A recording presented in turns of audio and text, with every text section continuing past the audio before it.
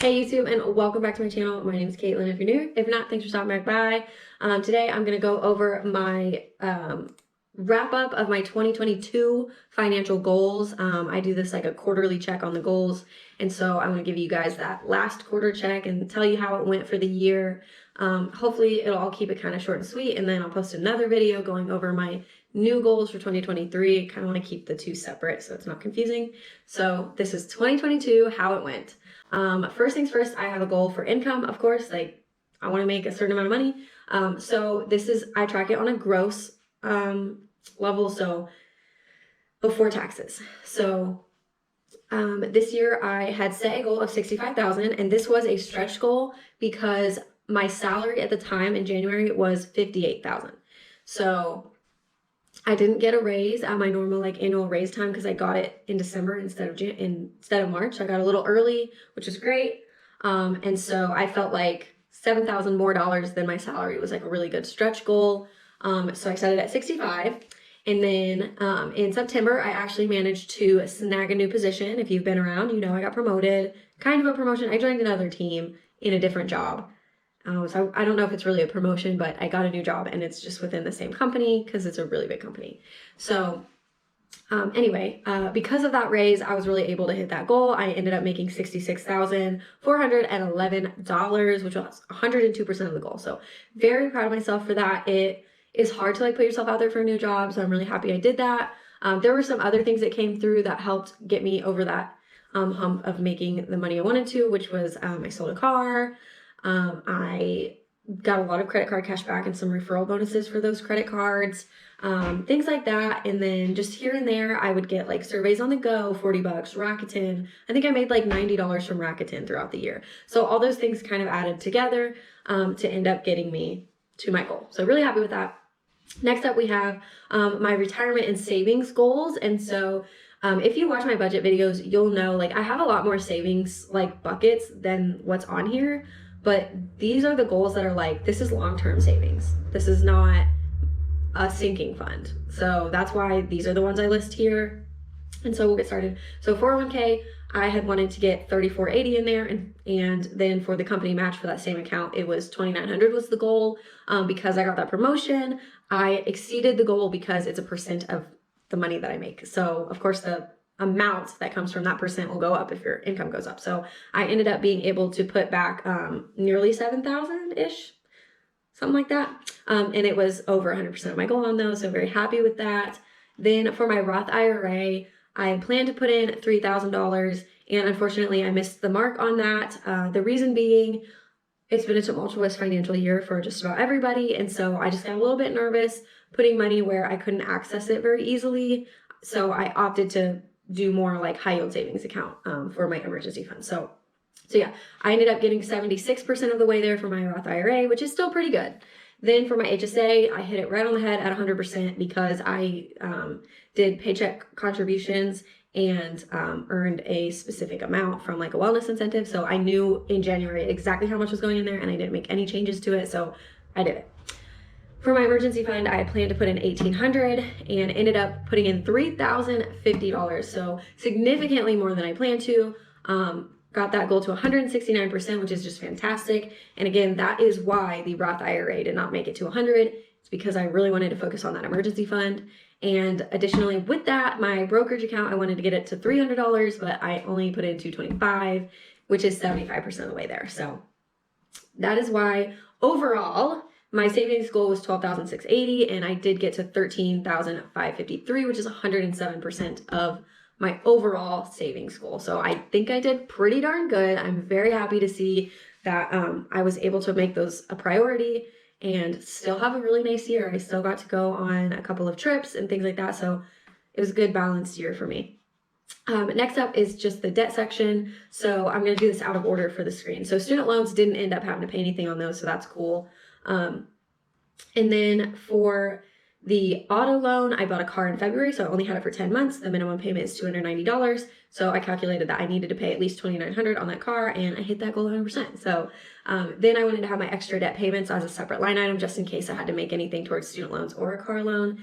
it's just a one line item for extra debt payments. But it turns out they were all towards the car loan because I didn't have to pay student loans. So with that, my extra debt payments, my goal was 7,100 and I ended up putting 7,295, so 103% of that goal. So really proud of myself there because it was kind of a struggle for several months because I was focusing on my emergency fund and prices went crazy and I was having to like spend more on gas and food. So I'm really proud of myself for still being able to put a lot into that extra debt payment section. Part of it did come from getting the refund for payments I made to my student loans during the pandemic. So I will not discount how much that helped. It did help a lot, especially in December, because you'll see I put $3,000 on it in December. So really happy with that. And then the last thing in the debt section is care credit. I took on just a small debt for my mom to get dentures, and so for care credit, I plan to only pay $860 because if you know anything about care credit, it's like this payment credit card where they don't charge you interest for like 12 months. And so I was like just kind of chilling. I wasn't really worried about paying it off because I had calculated the right amount to pay each month to make sure it got paid off before interest started accruing. So I had only planned $860 this year, but in December I brought in a significant amount of money. So I was like, you know what, I just might as well get rid of it and not worry about it going into 2023, just not even have to think about it. So I did pay it off. So that ended up being $1,427, which was 166% of that goal. So that brought me to 107% of the goal to debt, meaning that I was able to put $11,600 to debt in 2022. And like, honestly, these numbers are freaking insane to me. Like the total number I put into savings was $13,500. And that's not even all, because I do have sinking funds that I put money into. They just eventually will get spent on a more shorter term basis. And then on top of to savings, 11,000. Like, I mean, I'm talking about, what is that, 12 plus 13? So like $25,000 into savings and debt. This is crazy. Like, I cannot believe I'm in a position to do this. So I just want to reiterate that I'm very grateful to be where I'm at. I'm grateful to have a partner who splits bills with me, because this would not be possible if I was trying to pay for everything on my own. I am very, very grateful for friends and family who understand that these things are very much priorities for me and make sure that they don't ask me to do things that are going to cost a crazy amount. Like, no one asks me to live outside of my means. Everyone is very respectful of the fact that I try to be frugal while I'm in this journey of like getting to a more stable situation. Like, obviously I'm very stable right now, but I am not where I want to be. I want to have 12 months of an emergency fund. I want to not have any consumer debt. And then like, I'll be a lot more willing to just eat out whenever I want. But like, for now, I don't want to do that. So I am really grateful for supportive friendships and family who understand where I'm coming from when I say, let's look for something that's a little cheaper.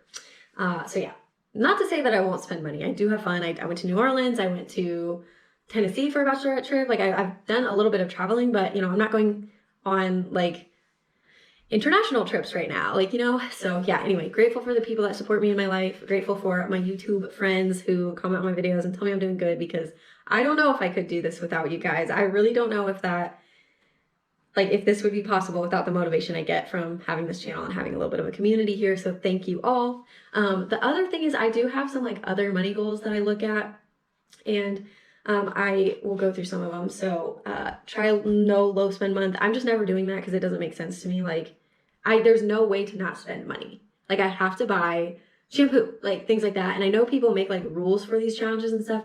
I just think it's a waste of my energy and time to do it because I don't need to. I do a good job saving and putting money into debt. So there's no real reason for me to like try to penny pinch and find more money in my budget, because I budget for these things and I prioritize them. So I did not do a no low spend month. I very early on realized like that just isn't a challenge that I need to do. I'm already in a place where I do a good job.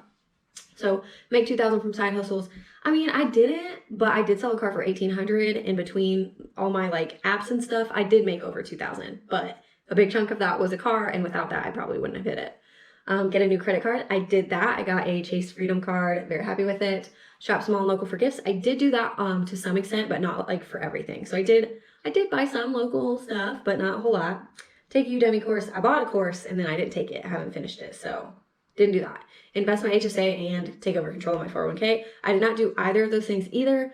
My HSA funds are not to my out-of-pocket max yet. It's probably going to take me through 2023 to get there. So I will not be focusing on investing anything in my HSA until I'm at my out-of-pocket max in that, because I want to play it safe. And then take over control of my 401k. I did a deep dive of my 401k contributions and really looked at like what the fees were looking like. And honestly, I'm just not to a place where the fees are a problem. So yeah, I'm looking at probably 2024 or 2025 is when I would worry about taking over control. But for now, I'm going to let the company keep dealing with it because I do enough. So yeah, did not hit most of those goals, but I'm still happy with how my financial year went. So thank you guys for tuning in. Thank you again for all of your motivation, kind words, comments, all of it. So thank you. And I hope you guys are setting some goals for 2023. I will catch you in my next video where we talk about my goals for next year.